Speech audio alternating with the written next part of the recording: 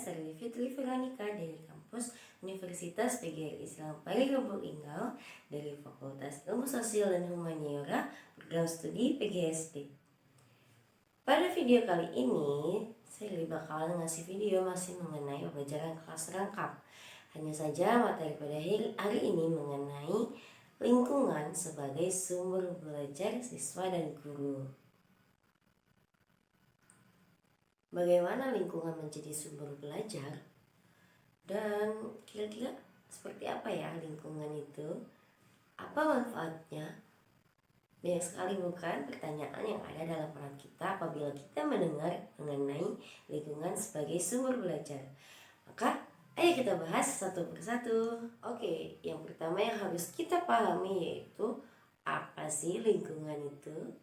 Jadi lingkungan itu merupakan satu kesatuan antara benda hidup, benda mati, ruang, manusia, dan lain sebagainya yang ada dalam satu tempat. Nah, atau bisa kita pahami secara mudah yaitu lingkungan terdiri dari dua hal gitu, terdiri dari biotik dan abiotik. Nah, dari beragaman lingkungan yang sangat indah tersebut, maka dari itu lingkungan dapat menjadi suatu sumber pelajaran yang menarik serta asik yang akan didapatkan oleh siswa. Mengapa demikian? Kenapa lingkungan menjadi suatu sumber belajar yang asik serta menarik untuk siswa?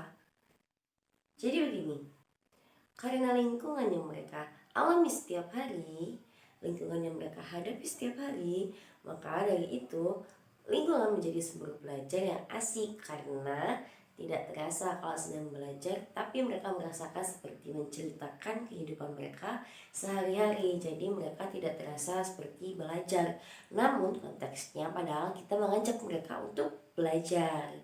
Nah, di sini saya akan mencontohkan ada 3 hal itu mengenai lingkungan. Yang pertama lingkungan sosial, yang kedua lingkungan alam, dan yang ketiga adalah lingkungan buatan.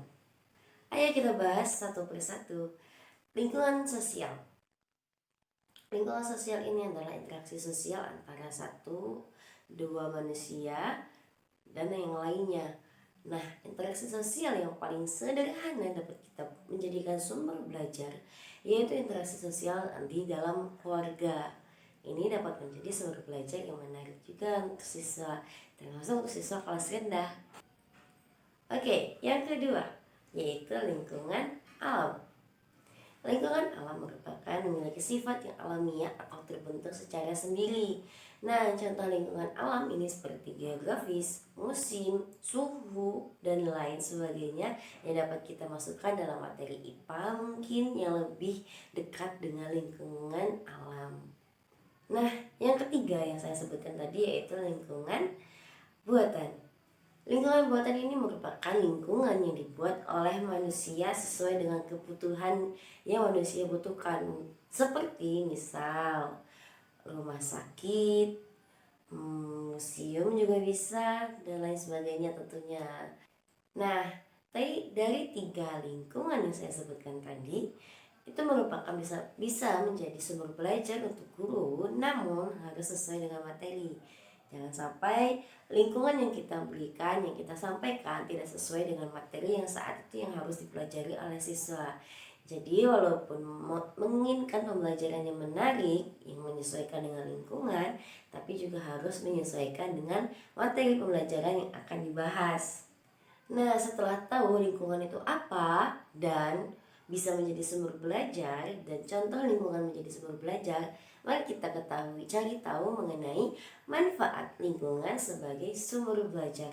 Oke, saya akan menjelaskan 4 manfaat mengenai lingkungan sebagai sumber belajar. Yang pertama yaitu mampu menumbuhkan aktivitas belajar siswa menjadi lebih aktif lagi.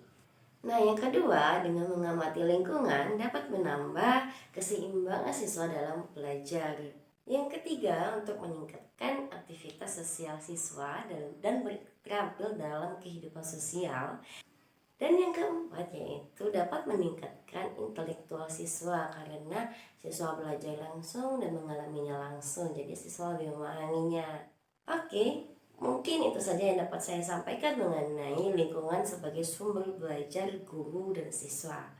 Apabila ada salah kata, salah ucap dalam penyampaian saya dari awal sampai akhir ini, saya mohon maaf. Pada Allah saya mohon ampun. Saya ucapkan terima kasih kepada kalian sudah menyaksikan video ini. Semoga bermanfaat untuk kita semua. Sekian dari saya akhiri. Wassalamualaikum warahmatullahi wabarakatuh. Sampai jumpa.